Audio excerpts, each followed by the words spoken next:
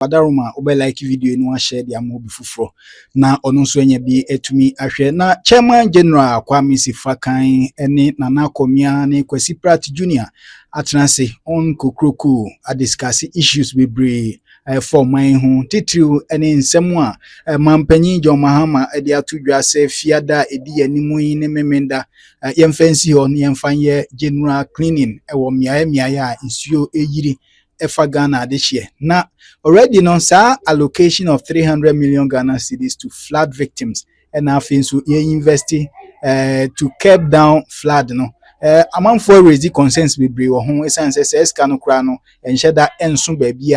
Now things no mampenyi by a project a hodwa mampenyi na kufuado edigua kwemu senka yede ebebre ensuo yiri ano ewo memu nyina watu na jejem na sansemu ene de keka ho bi na chairman general ene na pamfo etimi adwudwam a enya asem keto ayengibre na yenkotie nsem ni bi yenso yadwenchi yensu ahwe se miasi yensu ahwe yesu ankofo na hwe awuragum nti wura na yetiti agugota no mu no a egugota na no eno so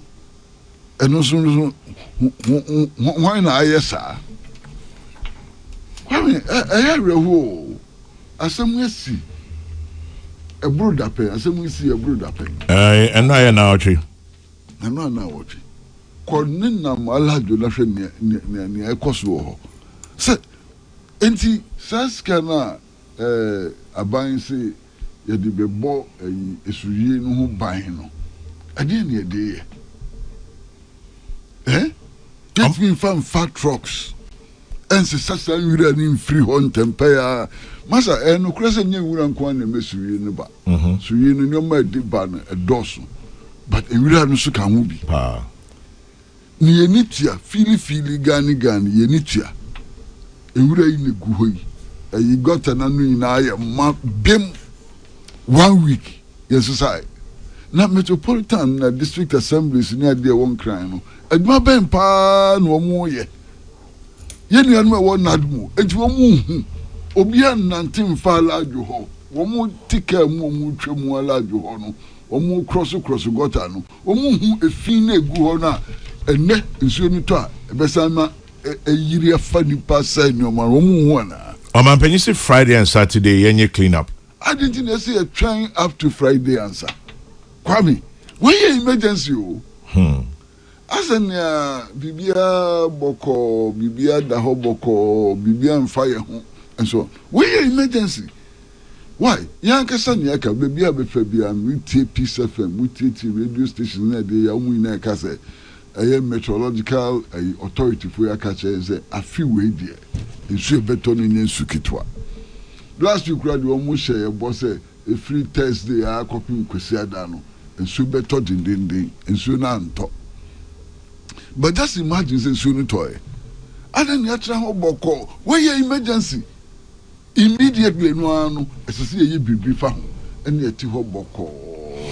Kwesi, talking about say a Tihoboko, my name says Ghana Meteorological Agency, or Mokraton de Bar February, only be. February, the Ubonkrata soon. 50 February. And no Mokache Sadi Bebo.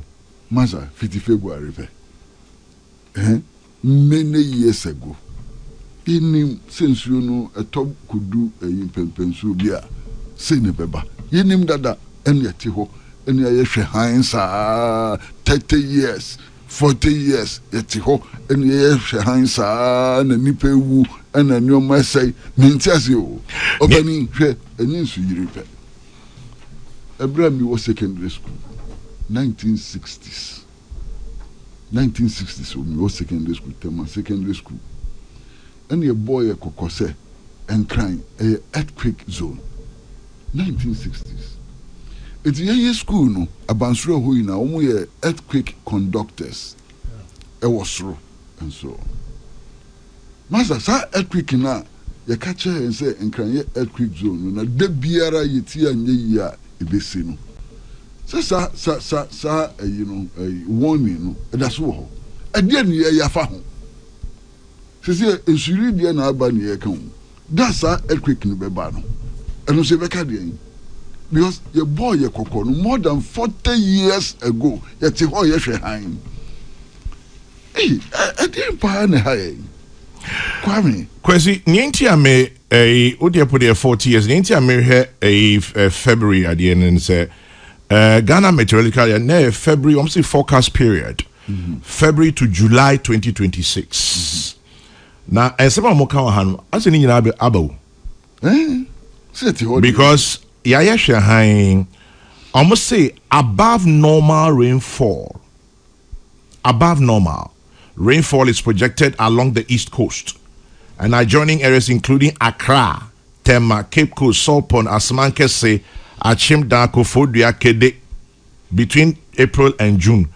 Just hey, Bibia ha omaka assemblies nadmo why omacheche BBM enti ohwe han 40 years on still no an you know. But so why didn't we do anything about it? Kwame, asamba kwa ya mita bisa mi honi se. Nti omanya yetimu pa empenifo wo. Debre. Oh Kwame, we show so mu empenimpa. Well, anya makaso man penisi Friday Saturday obia in starting in your because empenimpa no nienti omu ye empenimpa, nienti omu ye empenifo no se. Omu dwen kokan.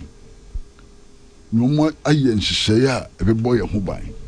So ye penny na to memu na won dwen kokan. Na won nya nhihye ebebo amanfo ho ban a. Na won penny ye no na ehon faso no ne wahi. My goodness. Eh, ade mu pa na ewe.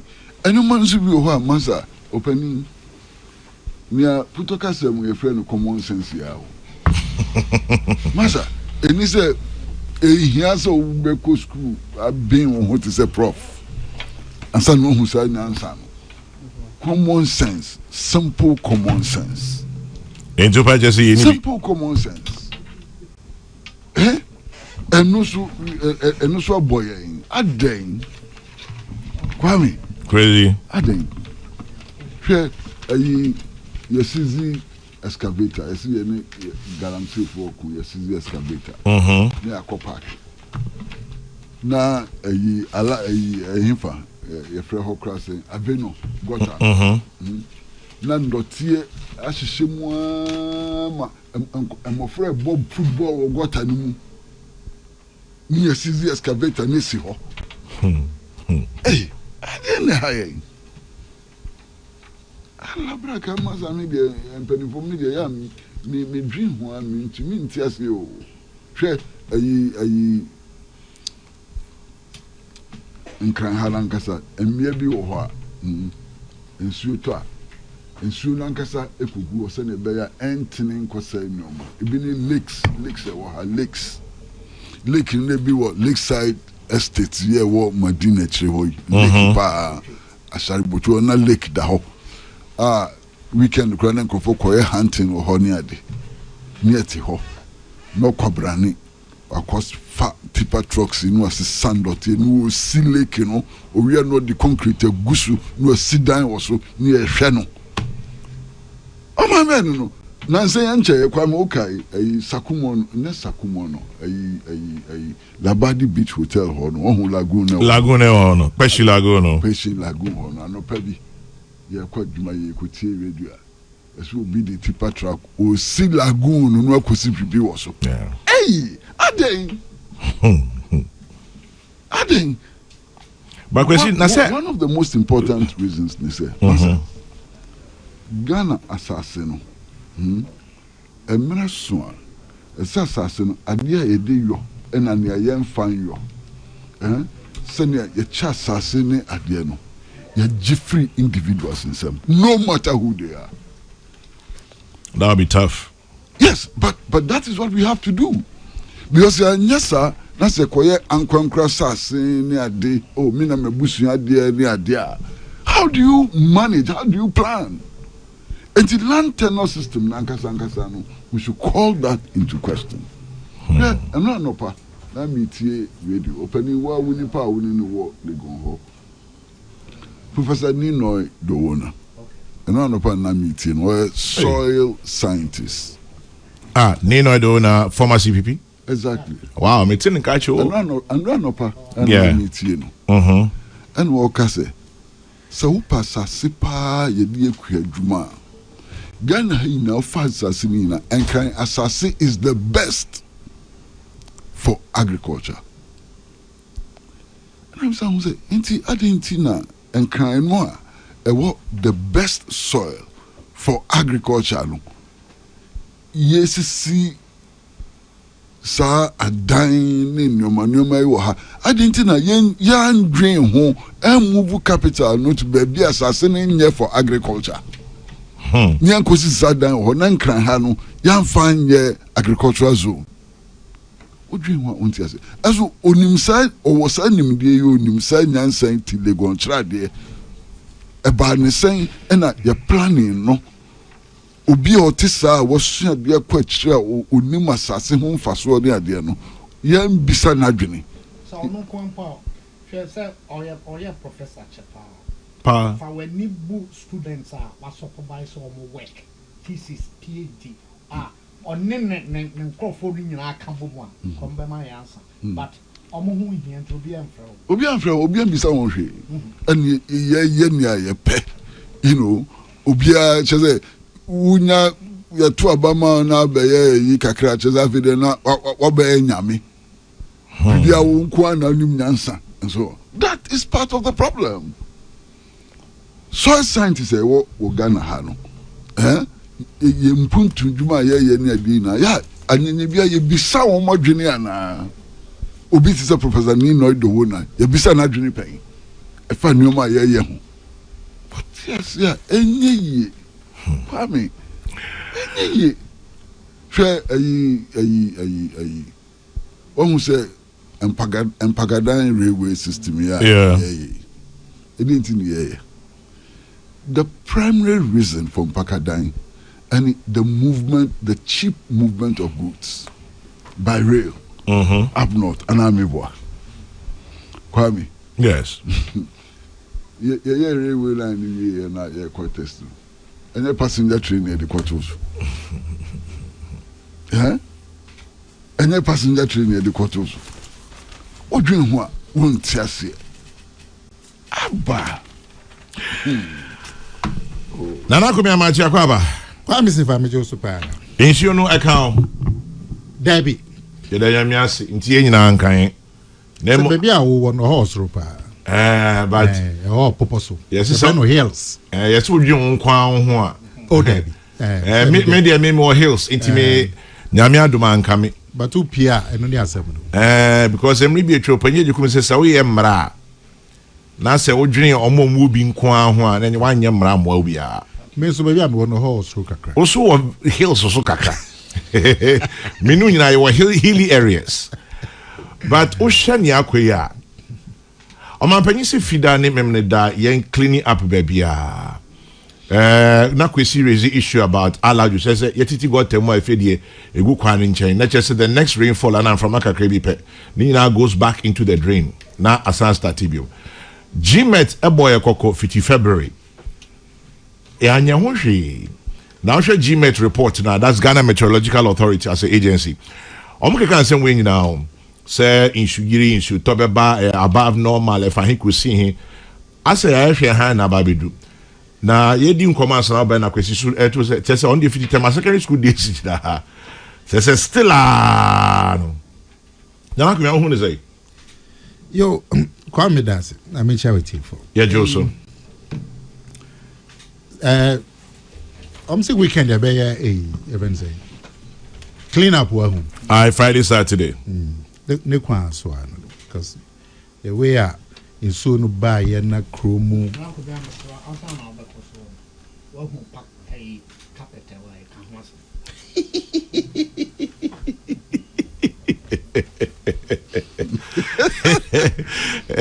It's a professorial punch.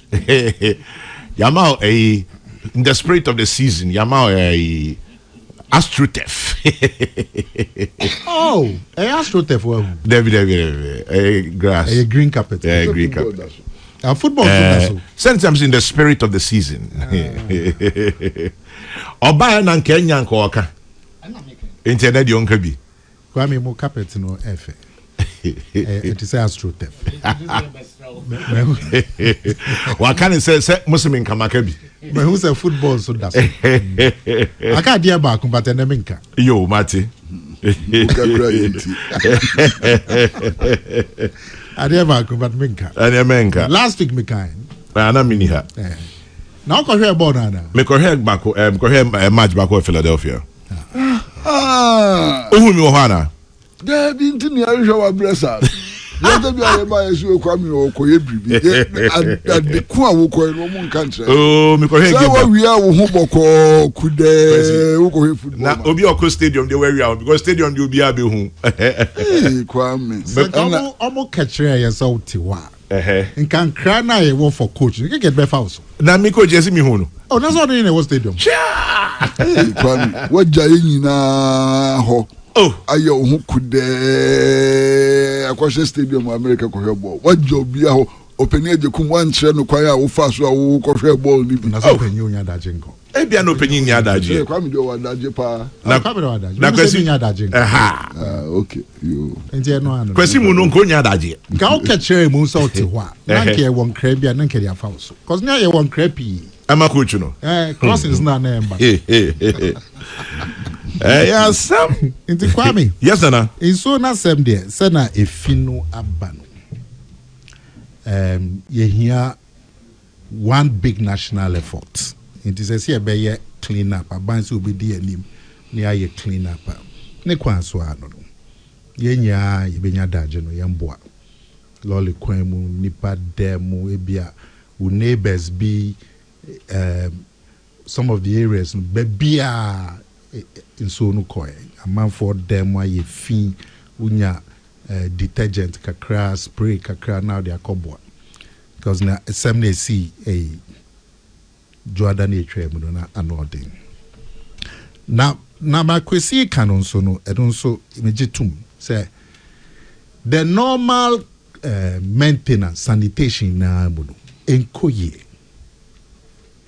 enkoye ninya ejina say district assemblies na ye wo amankese wo ye from sub metros nya juma Kwame nya juma are na odi ya hwe gates no ye wo nipa wa assemblies no ma ye wo chief executives they say got from who mayor were planning officers meboa were workers wo ho chese oh ye bibi wall hu Kwame on ba betron stop work wall oh yeah wall into chroma ye fi anwia ekwan ni bi kra ye papa no ubeko na anwia afa half anwia just sand ye ntimi mfa ye twa property rate Kwame so twa property yes ye ntimi mfa ana mabun so na adwuma ni hwe ye ntimi mfa enipa iso to ananso to yombe pra kwan mu keke eyi efine free kwan na nso to ana anwia no adane akeki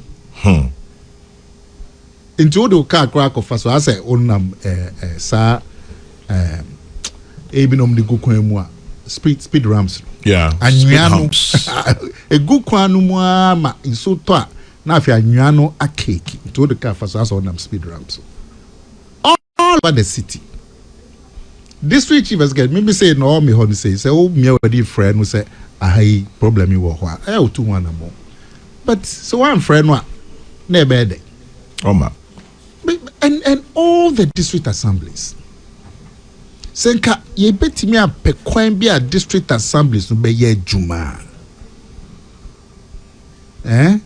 nke be boa inti on a daily basis baby crab economic to my communal labor to got and so near the egu ekwan nche yesi ye pese anwa na ye tu no ye pese ewo ansa na ebe wo no asa gugu got inti me for so say we da call emergency ninti no Yeah, clean national cleanup. Yeah, but if we are no nechino, yeah, district assemblies no. Meaning some share local government as seal. Yeah, a local government. Some share regional. A local government. And yeah, regional assemblies no. A regional administration. Them some don't mind yeah, BB. No, decentralization. Yeah, but they must be all under look. They saw also ministry. 80 omni local government ministry, I say. But one of your direct papa is the regional ministers. I believe so. Into responsibility in Grasana okay. Who baby me say me assemblyman. Can you imagine? Me assemblyman. A walk. Baby I'm it. Kwame with him assemblyman. There Enti se bibi kra ba mu de mu nya dwuma kra ba na se Ghana fo hu se bibi koso na enya kra. Hwan na be friend? Me pa ma chew. Se a local government to say why Ahmed no local government minister. Yeah, Ahmed Ibrahim. As a sub metro bian. The district chief executive, the telephone number. Omo ye small signboards on the streets. Say in case of any problem, call your mayor. No fact number them too. So obefa dia. So obefa dia. Mayor number. Maybe so. Maybe I know why. Because he say Kwame say BBSC e wo baby out ho na. Who na be friend? Good question, meaning. Who dey say in this impanyfo back on eti hey. Nti wo Kwame dey obetimi afre. Na ade na dey untumi friend no. Oben we say a chen Kwame. Enti na gine number. Say I na machine. But Kwame dey all want the number. Me need the number. Me producer and I want the number. And I dey be on babet na. Do the BB how potem ho. We Kwesi practice BB how no betimi afọ. Abu na Akomea diabolical it. I dey offer number.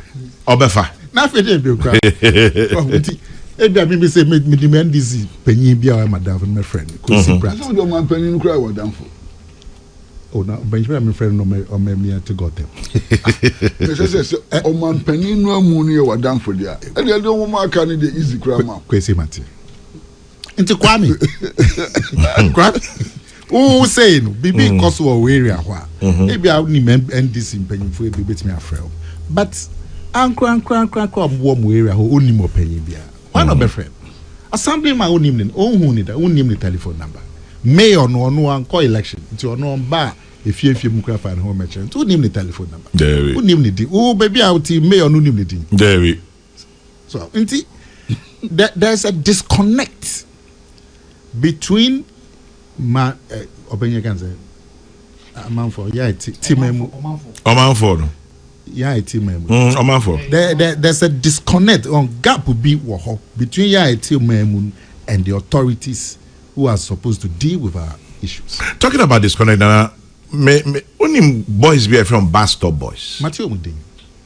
When were you our boys there? Matthew Munkan. Me beside me who say ankran rantie. Sebi omonya ban adwuma. No mo agye ato omo so. Some titi gates mo cleaning your ma omo boa na yes obibi FN drip machines. Talking about this I don't think me enye bibi sa because bus stop boys omo nya ban adwuma for a voluntary organization but they've done very well. Come we do nya political leadership. Political leadership. Young politicians no. Ya desa in so ya it is so petty. You know that is so petty.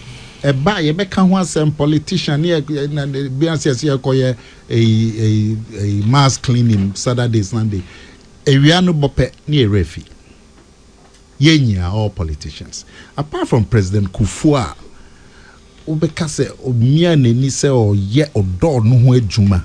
Plus Alajo. Any Alajo. So Alajo nyayo don. Anyway. You achimota online with concrete. Ba Alajo. Jumo ye wa Alajo. And okay, Spintex. Bridge been a walk. Ewo papa ye ni ebuye. Yeah. Nei, na senso no tokra ye. Before President Kufuor Juma bi oye. Ya ba konya. Ya nya achum. E fa no sa flooding. President Mahama. Ono dikan. or the year politics. Obekai. Oamba bemui. And that in so now to papa. I say I'm a bonny. Didn't swap. I feel so and so do better the day no. I say I don't say I'm mambo bonny. In so and toa. I say I'm mambo bonny. In so toa. I say I'm mambo bonny. The year politics. Well, no trend near mass Ghana for to a bamman or beba beye. Or see a Koye Ministry of Sanitation, some ministry and ye Juma or Bobby Gunu, nor the ministry na Kosher local government or the Kosher local government from Titi Gote Numa, a beman su tonejai. So Kaisa Cassadi. Make a banana, I tell me can't bastard boys as them say, Mebunu Amunia or mine, Juman put me away. And then I buying on answer. Because young politicians, yeah, chum, we're bound to self flooding, and I mean my examples.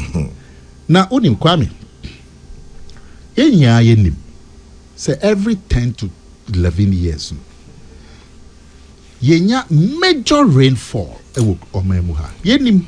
Okay, 1995. Make up July 4th. So that was the first time I made me fear one of Kaneshi in Soba them. 1995. And now, okay, 2005. Yeah. Major rainfall. 10 years later. And now, okay, 2015. Papa. And a nipa over 100 year. 150 BB. 80 and then 2016. Every 10, 11 years, there's a major rainfall.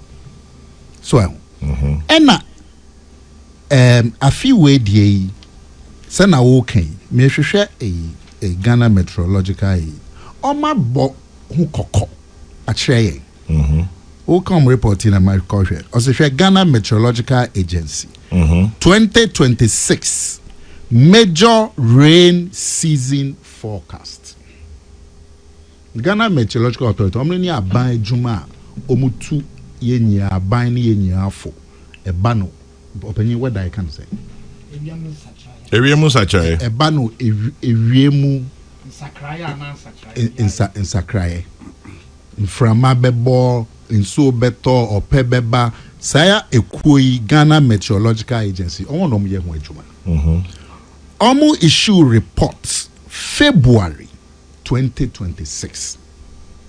Momo can say afewe raining season in so na beto no. Going by the 10-year cycle no. In so na no be yedin. Mame read paragraph 2 in chair. Oh, what candidate? Okay. Now, okay, paragraph 2 now. Omo bokoko say in so no anu be yedin. Yeah. And now paragraph above normal. So that's the from issue. And omo listy baby. And so no but didn't pa name actual towns. Accra, Tema, Cape Coast, Salt Pond, Asaman, Kwesi, Achimdan, Koforidua, Kede, mostly. And I don't know if you're almost about flash flooding. And almost paragraph 3, no, almost tre and near ma SSA ye. Boy, Kwame, this report was issued February 2026. Back to more politicians now, no. Well, February 2026. And then last week, beginning of this month, 1st July. No, 1st June. World Bank in South a report to say, Sika Omodea Breye, no, a friend was our Garrett project. Yeah. Disbursement to know and also a slow down. Meaning, Kwame was our report to know. Yeah, this has some say finance ministry and I say Sika was here the Babe man Amma. Sika ni guho. I know World Bank diaba for flood mitigation. And also Skanu guho ye news scan. Ya warning. Ghana Meteo amaye warning. February 2026. February, March, April, May, June. 3 clear months. And na yewo sika nso a egu ho. Eno so aye nyusu. Begu since 2019. And also, the reports covered 2025, 2026. Kwesi Pratt. I mean, can share one. They can't report in show. Now, the Bena project. No. The Bena project we approved in 2019. Oh, I mean, can share the way I put it. Me can't World Bank a natural. No, the World Bank report is for 2025, 2026. Agreed. You are right. Yeah. But sir, Gary project. Necessarily, not 2019. 2019. Yes. I agree. But the money is being used. And at disbursements no Jai 2025. The World Bank in Canada said the disbursement stopped in 2019-2020. Or say the disbursement stopped 2025-2026 as a result of Abino wanting to bring down inflation. This is the World Bank. One Tron said the disbursements have been slow since 2019-2020. And Kwame boy. The World Bank hasn't said so. The World Bank is saying disbursements no sikano yet contractors is stopped 2025. This is the World Bank. Kwesi, me for the amount. Okay. And that okay, did he say that did he say the disbursement? What should they the fact is that this project should have started in 2019? No, me say World Bank si sikana yedi beye say jume ye nyusu sikana from 2020. This is the World Bank. It's not me. Say me and because this is the World Bank. 2020 report. Kofa brem. Kofa brem na me hwe. Yi brem me yim na me what dey akere. Me hu ye. 2021 report. Me hu ye. 2023 report. Me hu ye. But they have been reports every year. Fabra ni enhwe. Fabra ni enhwe say if you have World Bank saying said disbursements didn't happen in 20, bring it and let us see it. So we're having a discussion. Remember report on what World Bank is saying disbursements stopped 2025, 2026 because of a government wanting to achieve fiscal discipline. This is it. So if you have another reporter, Fabra ni enhwe. Kwesi, maybe some can report because that's a one can report me. Me report in my country. Anyway, Enti Kwame. Baby Atini. You have an early warning issued in February. I mean, the second early warning now, clearly pointing out what is going to happen. Say nebesi any sense so no a few no best from Inti kwanya SSA district assemblies, metropolitan assemblies, national government kwanya niema yeni. Ninya Ghana meet you dia tuja. Way back February 2026. Ana nyamincha dia World Bank so discover se mo fenye ye juma ebe masa insuto eba be eno so a ye nyusu scan eda ho. Eni ama ye nkoko since Ya boy koko. Ya boy koko.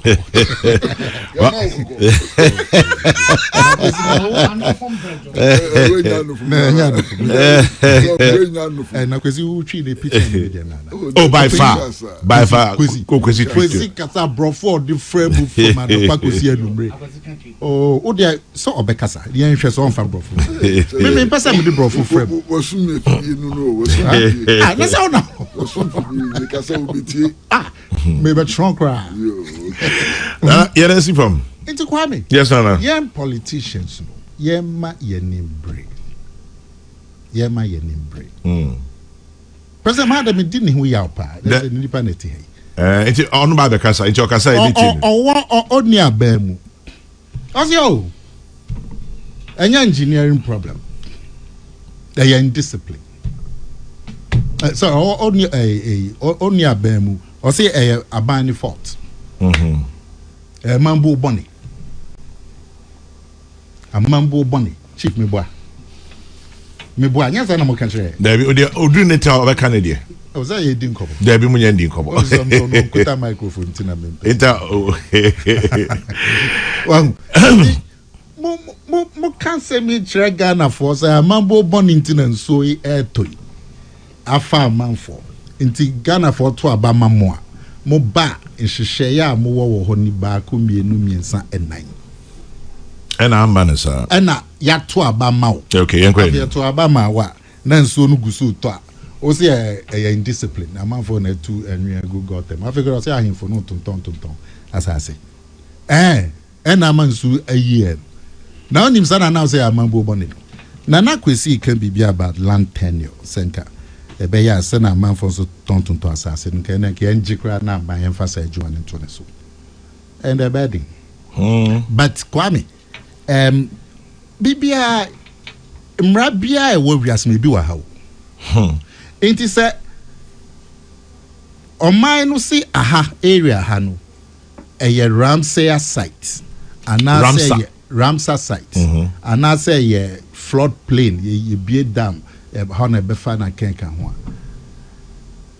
the government has the authority to prevent development na mo so say ento abamo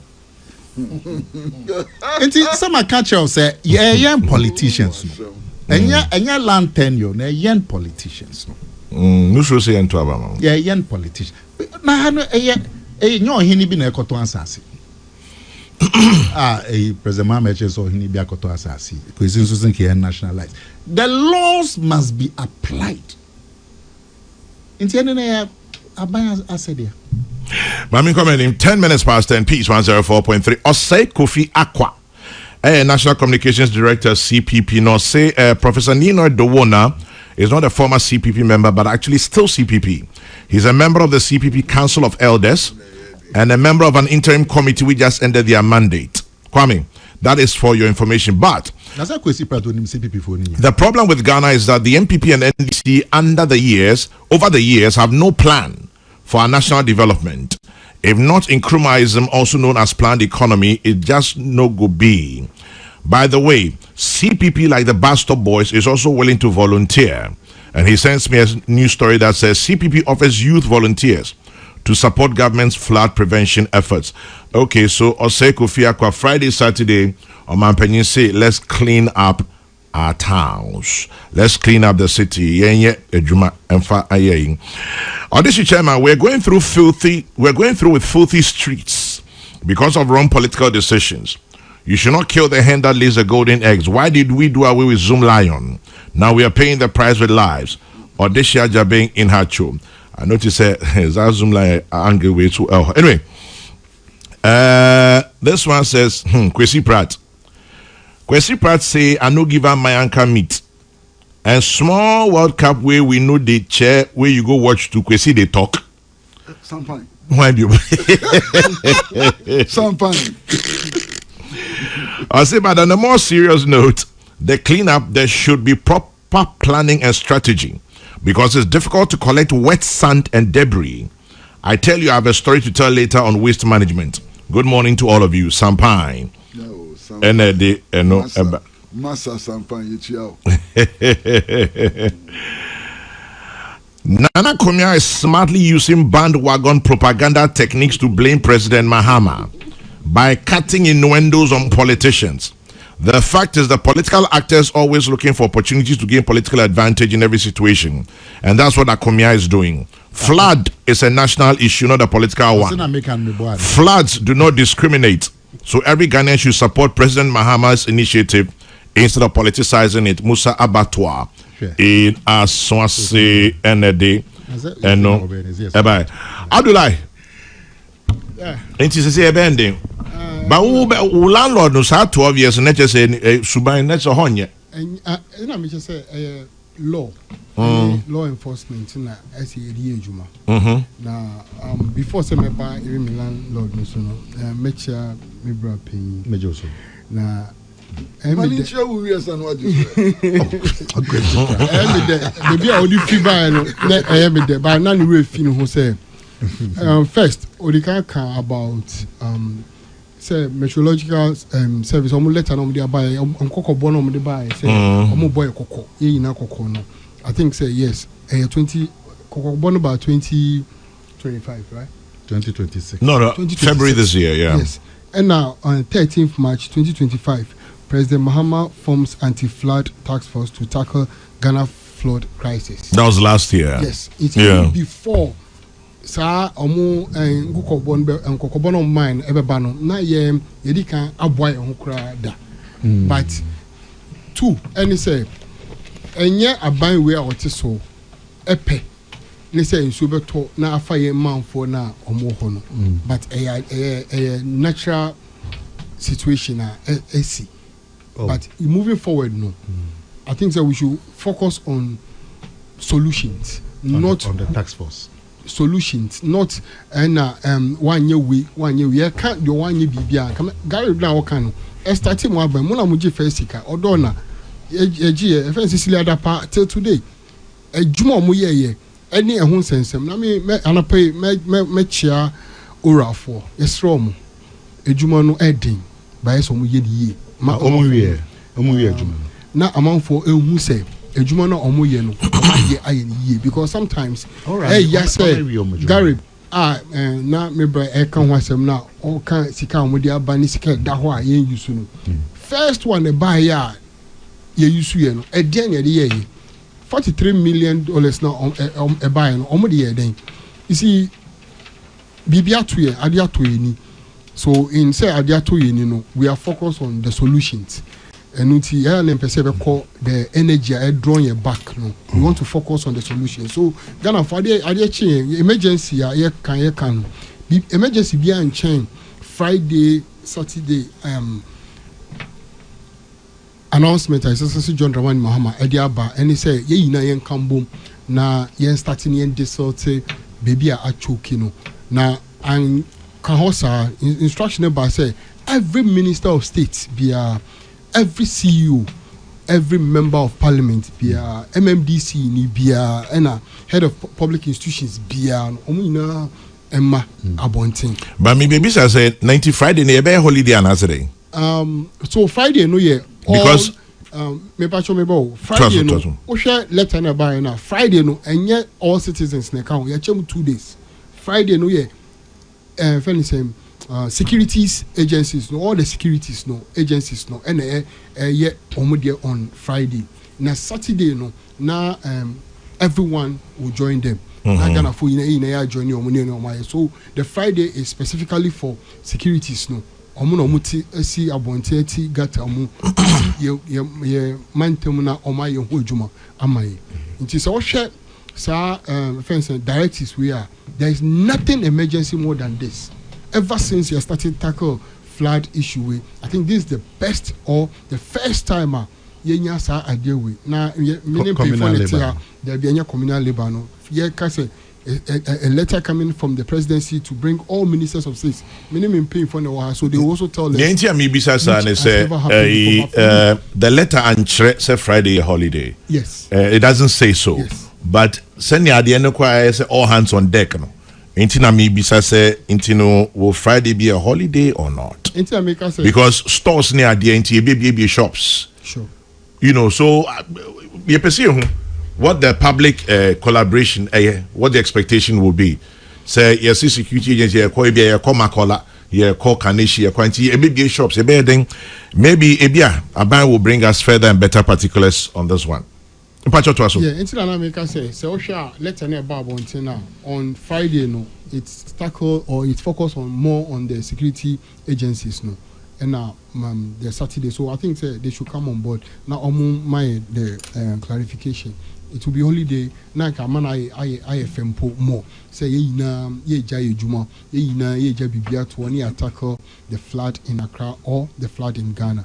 Communal Liban never tackle floods. And yeah, me pacho. No, and tackle floods, but at least mitigation for now. Exactly. Clean up. Yes, mitigation for clean now. Up. Flood in the south by yes, mitigation for a clean up.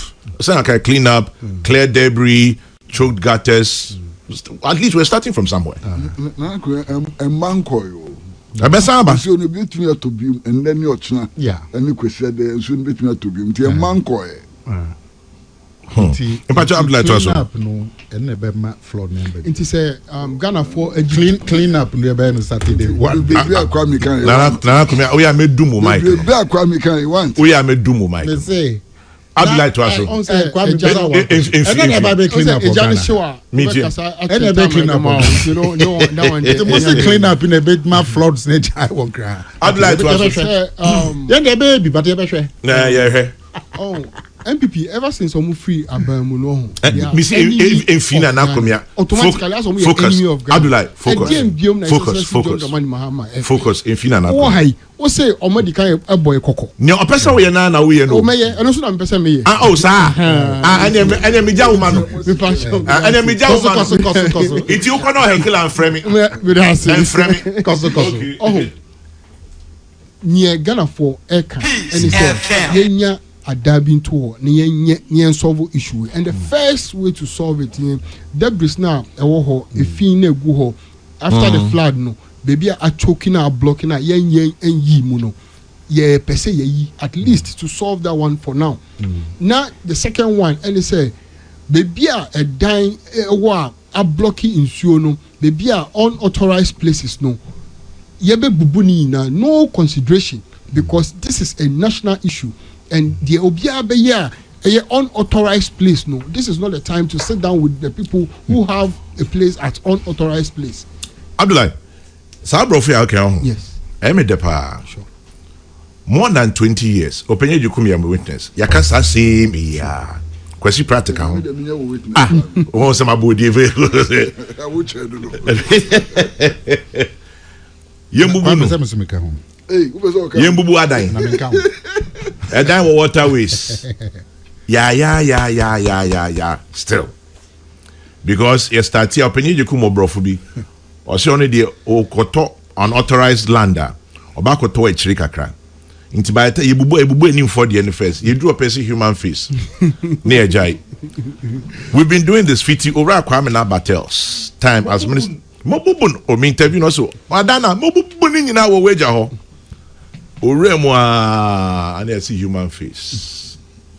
Ye bubu be enim ho be miensa asanan. Enkrofo ye dede fe Franco Kwame na adane bubu bi a ya there. Ya be ma ya pe alternative means bia. E won da nyipa ni fie so won bubu ne dam. The same person. Inti adan ya ba bubu yi. Are you sure we are ready? We are very ready. Matisse wager. Be omo si wager dam spillage omo metisi adan no. Yes omo court. Omo ko injunction. Untie. Omo ko injunction. Inti se more permit. Oko bubu ne da contempt of court. This is more permit. Inti udi agura oba ko tia no compensation. Anyway, tiaso. You see, what's going? Say ya aban bi amma na wan tutu ne ni anwe na wan kata ne ni na wan nye na adwen say opese oye adwuma na Ghana for the action insa, then we should forget about leadership. Resetting agenda no, it wasn't just a rhetoric, so it wasn't just anything. Nyama we bi na impayfo bi tsewo impayfo bi tsewo ese muma mu na esiwo na hu say yes, it can be possible. It me pese for the first time no, at least general. Yes. Odo hu be ka hu bi aka say look obi a obe start here buni obe bubu no, you will support the person with everything. That is what we need. Everybody should come on board. Kwame say me pacho ode ya betrema me pacho onim media the minimum say omo ayama omo appointment no, they should do us justice. Yen Kwame kuma till today ya poni din de bia enye say oye nipa soronko wana say even say angel ene awu no ejuma soronko de soronko say me can say oye nipa say yen ampa. You understand? Say yen angel bi na wo no nipa ba ni ejuma dia na odi ye no ene na ma ne ye soronko eno na ma up to ne ye bo din a and say ye bo nipa tutu din a ye bo ni din ka ho. Nti say yetimi nya obi wo Greater Accra ha and yetimi nya obi wo Ghana ha ya to aba man no ya man no power no say onye ade a be ma yen kofa 350 million enkoma flood victims bioma ba betimi isu that 350 million no e de djuma so ana djuma pa e Ghana na. Then it is time for us to support whoever will stand for all of us like that. Inti enye say mema ban a minim say ye wo so a minim say ye be ye djuma, I will be happy to to see say for the first time in history yebenya abaya what me gina ho ni to me e dey ejuma abubu all on unauthorized structures on the waterways. And for us to solve it, because Sikana or can was a Gary, you know, Lona, Mino winner, and who will pay? Lona, Gina, say, ever solve a do winner, Mino winner. Now, few of the people, but and I'm saying politicians, no, or more flood areas, no, and I say, baby, ya choke, I almost say, you sabeka munti. Then, so I am very happy, sir. His Excellency John Dramani Mahama, with the look of things, Ninyama Wakam, Ninyama all yeno, HSA, he is ready to solve it, and I will give my all out and all support. Say, Ninyama Washas here, say all ye. Ninyama to me, Audiama, Brigadier General, or the FS and Okanye Boano, our Motinio, there are a course all this flood, no, at least. In their first 4 years, no crown poor. You bet me Bibiama, the other banner about bedding. But for the first time, no fear or favor. For the first time, I say, yes, here.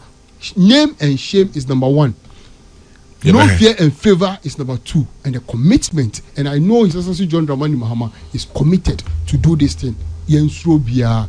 Yen kase we NDC niti ye jama na si ho we NPP niti ye jama na si ho yen nya bema bia oye kukudrofo a obetima dis adwuma wi ne ye nyina yen bogi na yen tani chi no onye because since 1960 I started up to today eba no one solve na untimi solve biom and na na yobi enne ayobi echina ebetima e mene wa yeti hai nti we there for the first time no yen fa party sem to nchen yempe bema kukudufo bakubi ana oba kukudufo bakubi yemfe adwuma ne say wo nie do what is necessary and that is all. Do what is necessary and that is all. Anyway, we are totally unrelated and Samako Penyejukumsu totally unrelated. Cyril Ramaphosa, South African president, South African Mampenyi, Adinkra Abre Ghana Mampenyi, John Dramani Mahama said nko to nkra se oba besrayen ne friend state visit no Ghana si de bi momba enti enye breaking news em sa kwa around kakra fe na macro check you say no kre mini say Kwesi what dia emi won pa se sana yakan dia yammasem South Africa Mampenyi Edinkra ba se nko ba obansra na Mamin kan brofu me check ya makodru graphic na quite interesting. Yes, my mama. We don't want you. You see, go back. Kwame, is there an official notice to that effect? Oh, actually, it came to my attention about 45 minutes ago. But I took my time. I mean, graphic is graphic. What graphic? Graphic online. The government has declined a request for a state visit by South African President Cyril Ramaphosa, citing heightened concerns over recent xenophobic attacks in South Africa that have affected Ghanaian nationals. According to Daily Graphic's diplomatic sources in Accra and Pretoria, the decision followed a surge in anti-foreigner violence in parts of South Africa in recent weeks that has led to the repatriation of approximately 1,000 Ghanaians, with an additional 900 Ghanaians set to be registered for repatriation. Inti weye graphic dia mihu ye tama me hwehwehwe na at least I will leave graphic for now. Say no na me dey me benchmark. Me who any official documentation from state from a buying, but Kwame. Yes, Kwesi. Pacho opening can na dream o isu yi no ho wia. Na say wa dwichi bia na akire e wo isu ho. Mate. Opening we ne kasa na wo isu yi no ho a. That's a very strange part. Idea anwanwasem. Prophet Pacho Brim. Nsuo no.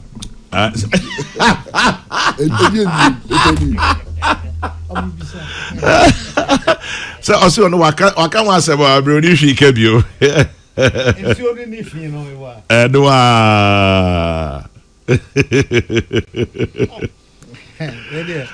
Prof Bible must say be am kamakuru we ntwa me. Entwa ho. Kwame say na yesitie no say. Emfumso bia nim say omampani ebeka say yeyi enda mienu asi ho. Na yen nyina yen fam prapra fie yen tete bonka mu ne ade. Emfumso bia ni ho. Bayi kakra ne say e fiada. Na obisa bibi say sa fiada no. Ya fofida no. Ya fofida na. Ya de a nkofo betoto mu store mu. Eno ni asem no. Ade a nkofo be kodwom. Osgana ni oyi man say prapra fie ane say kodwom a enipa bebre be kodwom. Obekodwom. You see, and yes, civilians na Saturday.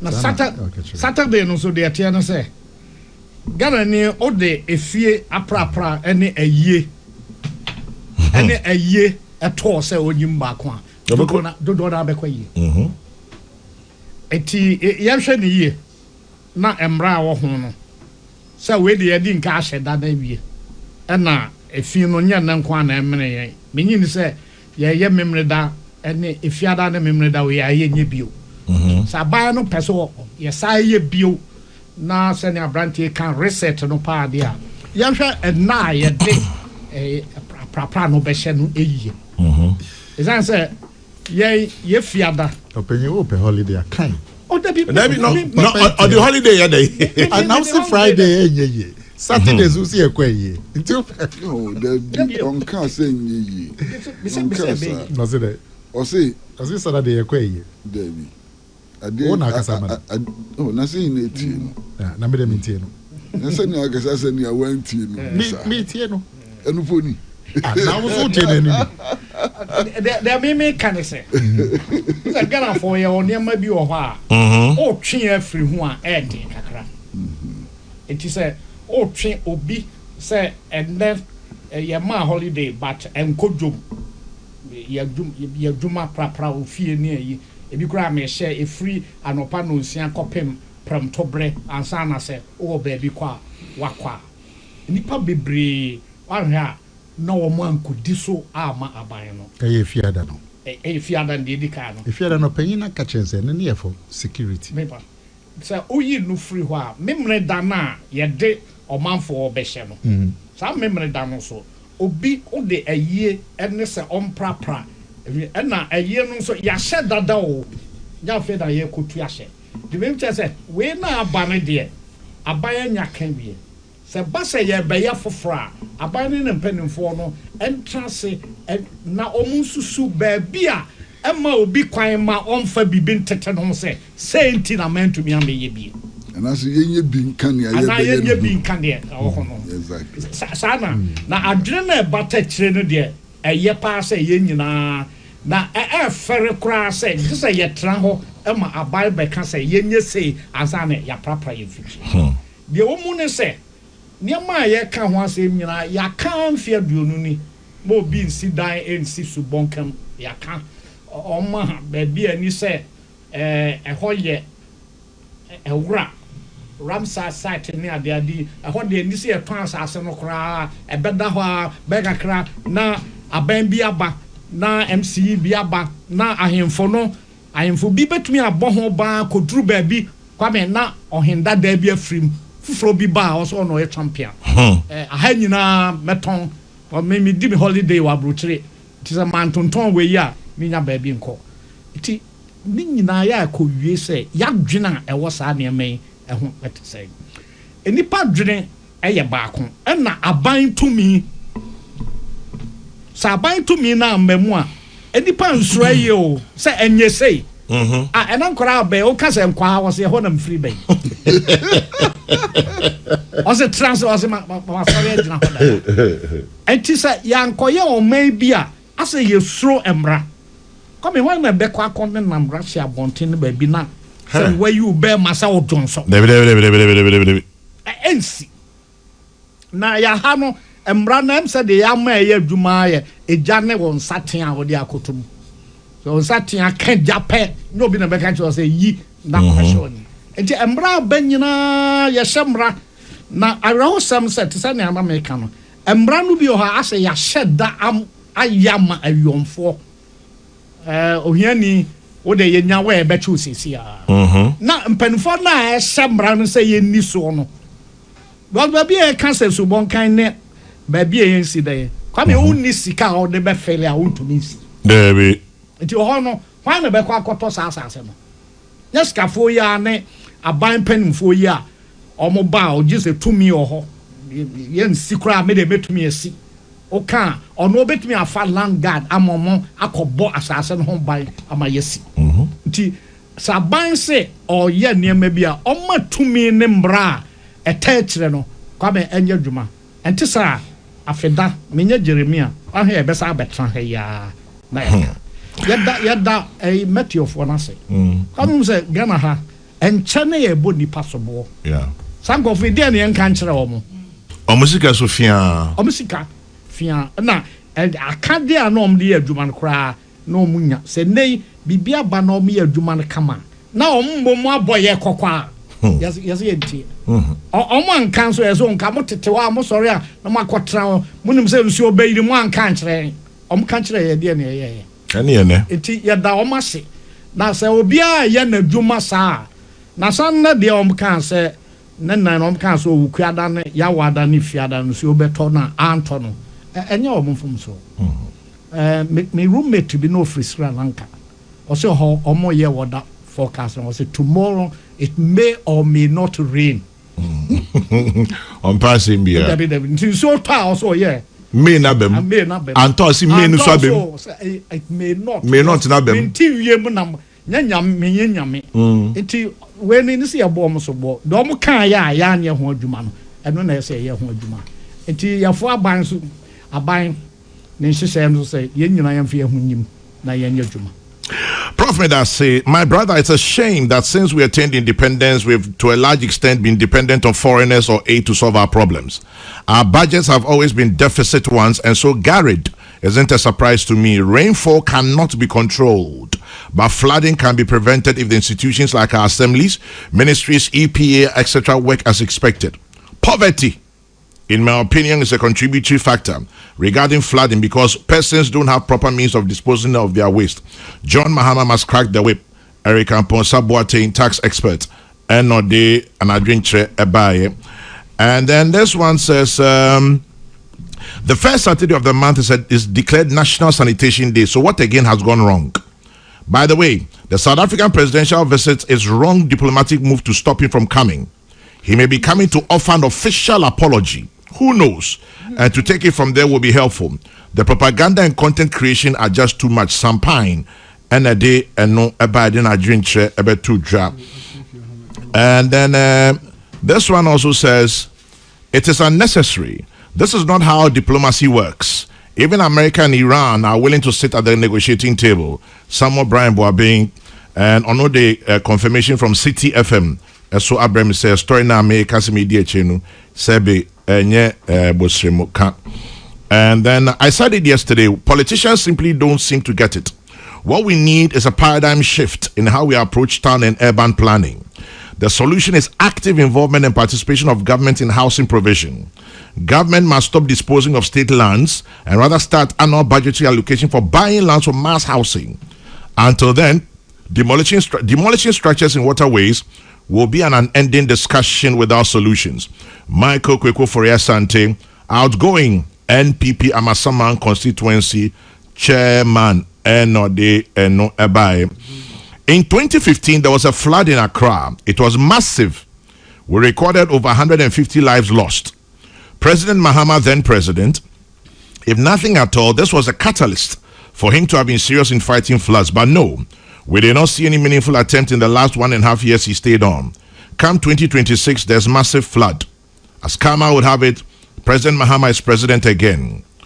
Period of 1.5 years, surprisingly, his government has been sitting on garrid funds. What then can convince me that the president is willing to fight the floods, as Abdullah in your studio is saying. Brichum enede eno ebaye. And then Sasa says, all that Abdullah is saying is much ado about nothing. A year today we'll be talking again about floods. Sasa what didn't they say in opposition about Galamsey, LGBTQ? What is the situation today? Even they said Black Stars' poor performance was a result of bad governance. Luckily enough, we'll see where the Black Stars are today, 2026 World Cup. This declaration of national cleanup is just populism. Sasa ND no abai. Ohene Ebwa says, when you politicize everything, these are the results you get. In Kura, live in Sunyai, ND no abai. The South African president's visit to Ghana will demonstrate against his visit strongly throughout the country. Salifu ne ede enobai. Some of you are complaining about the online digital radio. Mpacho ye yen hwejuma wa esremara enye easy sir, but you bet me aye afa ho. I say we're having problems with our online transmission. Oseteria says we're watching live from P. I believe that's Port Elizabeth in South Africa. And you say Ghanaian politicians are not serious about climate change. The country planning is not serious at all. And then ask Abdullah whether the flooding is bad governance or engineering problems. And then that's Anthony Ofori. I'm sure you were listening to Nana Akomea. You were enjoying him. Chairman General, if we don't come together to save our tomorrow, no savior is coming to our rescue. Kwesi Payne, that's a good one. We don't come together to save our own tomorrow, no savior will do it for us. Right. Chairman General, this South African thing, I think, is a diplomatic faux pas. Wrong move if true. Comfort sends that one in. And then talking about Friday and Saturday cleanup, I do hope we have equipment and dump sites. Time and again, we've spent money to initiate these exercises, only to leave the debris, the silt and filth at the shoulders of the drains and gutters, just like Pratt was saying this morning. The rains will fall again and take the filth right back into the drains, and our efforts are back to square one. Kobe from Tema, NLD, and no Ebaye. Chairman General, they said 350 million cedis for the flood victims. How far? What is the state? How do we access it? Have they started the distribution? Because we saw what happened June 3rd disaster 2015. Master Planner Junior Kane Tampo NLD and no Ebaye. This one says we're listening to you live inside Ashanti Babes in Camberwell with Asante, Orlando, Ben, and Kofi Nat, and Master P in London. All right, guys. Good morning from Accra. Thank you very much for listening. 19 minutes to the top. Niapom. Kwesi, AOB. Me am akofa AOB, bro. Mr. Kwame, asema ukan ama mi ho adwiri kakra. Se South Africa man peninsi opeso oba Ghana no ni ebedi nkita. Se member say. Asema abey. Kasa.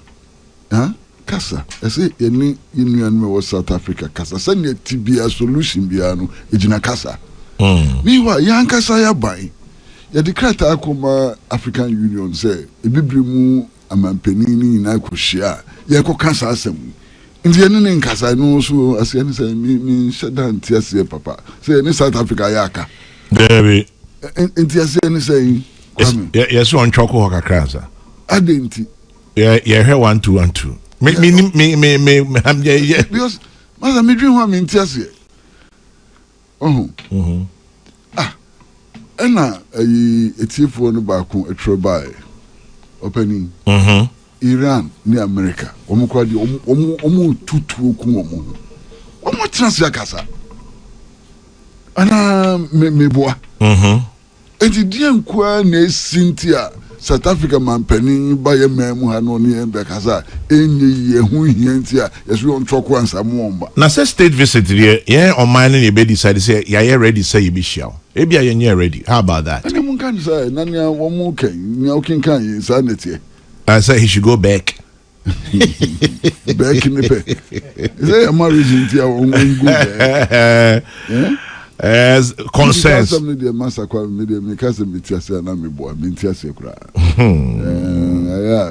I see show masa someone be can e ma no do so say meka say ya issue maturity kakra on am channel we I say emofobia wo ham emofobia wo ham emma fie biem and so I think we should go past that. Diplomatically it's in very bad taste. In fact, and the Ukraine mini champagne drink. Hey, and they don't need champagne drink. Champagne drink pa. Champagne mean tiny in your drink, but then dead yet. Near what trap South African visiting with the mini drink pa. What is that? I say anything. Say any South Africa for ya ka 1 month penny mo baga na bi. Na ye dey. E ho fast one near way. There be enkan mo mo baby. Say mo mba. There's on choco. Oh, abba. On choco. Sembeni alabraka. We should show some more maturity in our foreign relations. Anyway, Nana Akomea AOB yapon. Kwame, me that's it. Me for na Kwesi kan efa South Africa days. But in Kwame asem no Nigerian so youth associations a press conference and ra. See South African business is a one Nigerian year. Omo 1 month. Omo free. Enti esa asem no me put the Cyril Ramaphosa say asem you treating at African Union level. Because yet Ghana nkwa nipa ne pam wo mu free Nigeria South Africa. Yeah. About 10 different countries. Yeah.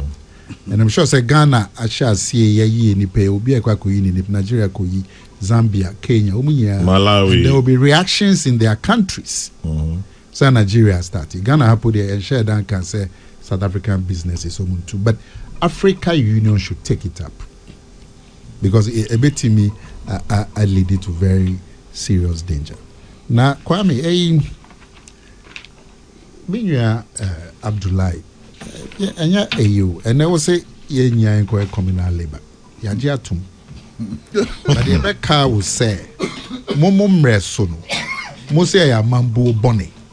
Rebecca would debia, Mosia Mambo Bonnie. Sana mo can't share Ghana for. Kwame, me last me kind. Just a question or Quaco Johnson. On Castle or Johnson. I'm not going, ever no. Also, Paganimu. Chesadeng or coffee. Where we all call Quaco in Ejuma. Also, I found a bag of crock. Akomea, you're just diabolic. Kwame is a Chiefos. What am I question called? Kai World Bank report. Like a Besaka Kwesi but Mane Konko Johnson. Onko just oko. Kwame Tio. Me too.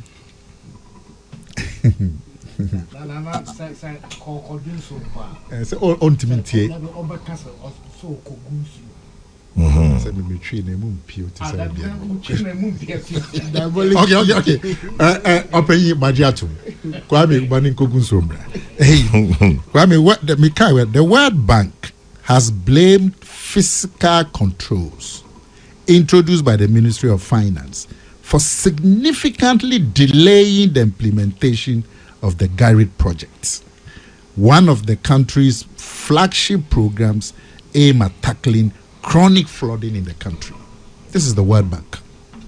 In its latest implementation update, released in May 2026, the bank downgraded the project's implementation to moderately unsatisfactory, citing persistent funding constraints, despite the project remaining fully financed. World Bank say, yeah, this is Kaba. Now, so the government is not spending the money. No, see, the implementation of the Garrett had been constrained by fiscal measures introduced by the Ministry of Finance in 2025. It doesn't, but I'm ready to be Kwame, the point didn't say, SSC Timika. No quarry there back. Yamay an early warning.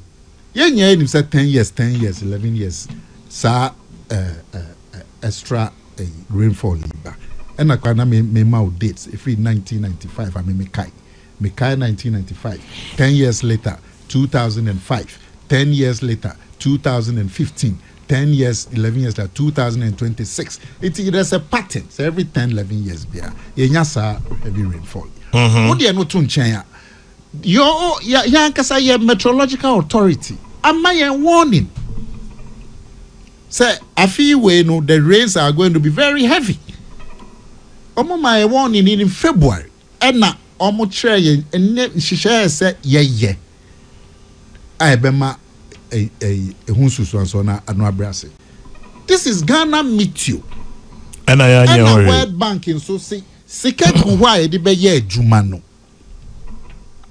Na say atena ho ma so yi ehwe ye kwako ye communal labor Saturday. Da ye ka ho asem a obisi your politics. And I bear politics na no kwako see no. Martinana medase. Chairman General, please ask Nana Akomea what has he drank today? Today he's just being mischievous. Let him answer before leaving the studio. Collins and a day and no buy. Kwesi Reynolds, Agonaldo Bain says, if you didn't anticipate the flooding, you are not observant. I remember sending you a text on such an issue before it occurred. Kwesi Reynolds, Agonaldo Bain. We're listening from Hackensack, New Jersey. Daniel Afumdakwa, good morning from Accra. This one says, the garbage and refuse is all over the place, so not Alajo alone. Why is Kwesi talking about 40 years ago? Okay, wonder. I mean, no, but that is what I see here. What is this thing of South Africa coming to Ghana? Kwesi Pratt, have the blacks in South Africa stopped their attacks? Kwame sends that one. For things to work in Ghana, the concept of separation of powers and checks and balances, elements of democracy must be observed and complied with to the letter. Summit diplomat. And then this one says, during the 60s and 70s, we were having laborers who were cleaning our streets and gutters, and PWD who were repairing our roads, but it was okay. Now you say also quite a politics, Fred and Bible say NDC for Bepamu. Okay, muchacho, you sent an earlier message. Unfortunately, I'm still looking for it, and when I find it, I'll let you know. Fantastic Wilberforce says Kokroko is live on the Beat FM, and Master Fuseni Fashion in Sefi Asarian. So Kwajo Ahodo in Sheffield, UK says, to me, selling of lands is not the problem. It is the land utilization which should be enforced by the government through the assemblies. Okay. Muchacho, forgive me why the message is not those me who the now also sending earlier no. Fachemi say me who answer ya pon mekan amao. Nah, yeah, but in the meantime, Abdullah and Pacho, closing comments. Sometimes no, yeah, say abanya yadi to me ashamunsa na Gary project. What can was na World Bank? I can't Gary project. I say World Bank I come. World Bank sika yadi mamu. Would divert sika $65 million. Edi koye COVID-19. Abra na ye sika edi mamu e Gary da wo kan wasem and he say anka yen fantete gata mu ne yen sa de dwumadi a wo kan wasem na manye amu divert sika you see we are not ready to even talk about that but me chia ora na pawi they should be able to deal with all these things ye jani na mo ye kusa ina she team now too masa me me say Mr. painful. You can't local governance now, MMDCs now. Yen show mu, if I say yen finance show mu, yen for you can show mu because side jumadi I can't we fee any if I say flood I can't want some say the power to me a share assemblies no more. Omo every single area e Ghana. See, decentralization I can't want some no. Ebe juma e funding.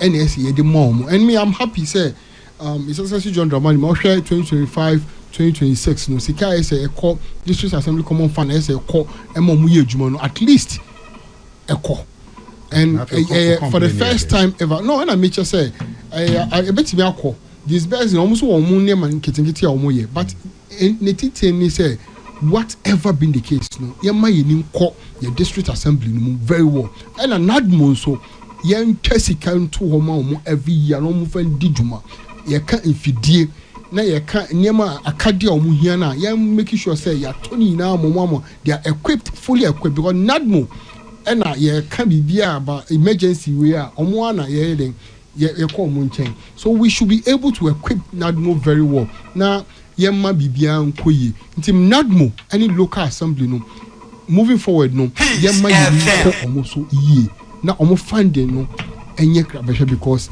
ye call e bayina aka he drip project ya enaka sai sika na ye de ma NADMO na omo di ye adwuma refer efidie na omo authority over all this anka nye enne because they don't have those authority no enna ma akade ni ania omo hia no enna ese ye ma yinu ko nti me da eja obe se ma ban na wo so definitely no make sure local governance and as a minister say on bomodina on champion this agenda no making sure say akadia NADMO akadia local assemblies no omu hia no yemfa ma omu no mu nyadwuma na so omu yes adwuma na me bra penyin embetina ha enya asembia enka na omu de gary na omu bi omu na omu aka ye ko bie gary nsem ahwemu a na wo de obi say wan fa sika na anya hwe eda ho na the only diverting sika no so this is the issue at home. The only question I'll ask the only question I'll ask is inti say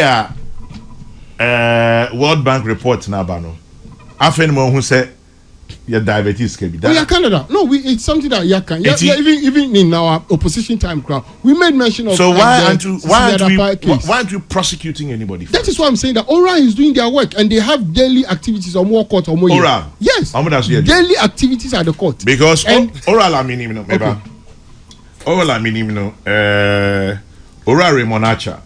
See the nearby or any iyoko ejuma into out. Oro kuje to ablakwa nenia bre or foreign minister out. Ora Kofi Boache or in charge of security or presidency out.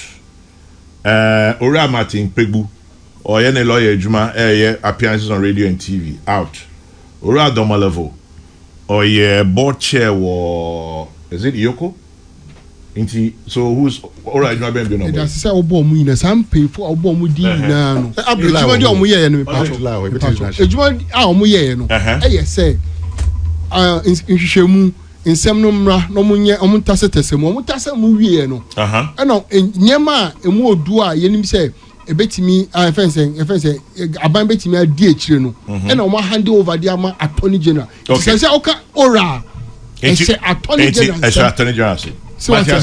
Matthias. It's Attorney General and also yes, Juman. Exactly. All right, me that say. Befi or Bantama says, Chairman General, we are just like the proverbial bird who always says he will build his nest when the rain sets in, but never does afterwards. Befi me that say. The 300 million given out can be used to construct a better drainage system for Accra. This money is it not going to be chop? Daniel Afum Dakwa Ene Ede Eno Abaye. And then Kofi says we have to make it mandatory for every house to pay for garbage. Isn't that what happens? But anyway, and then Kwesi God says, I greet you and your panelists, University of Greenwich, UK. Kwesi does say, Prof. Yampoe. Yeah. Sir, I have football for Umbo League on. Umbo League, aye. On my way. League. And says they say league no break because of World Cup. But they are political league. Now, NDC near MPP for league in there. Yeah, all year round. I'm sure say January. And I have 4 years so. James and World Cup only about 4 years. Kwame, who say? I thought be a UTA NDC and MPP. Now what? On come on, I say, Utim Finfi, say, why not all kind of crime? Peace FM. Yeah, how back when I wore my moon. Yana a sam no moon credit casa aira. But Obia Bay no actress. Only dear now or and nay. Na eko ba kono ne omo kan nyina omo o man hu do am say 4x4 bi say be nya no correct e be go Institute of Local Government Madina Gallopers ka be friend Galloper bi me kai na me da bia be call me kai na bro oha em say car no egu wa aproy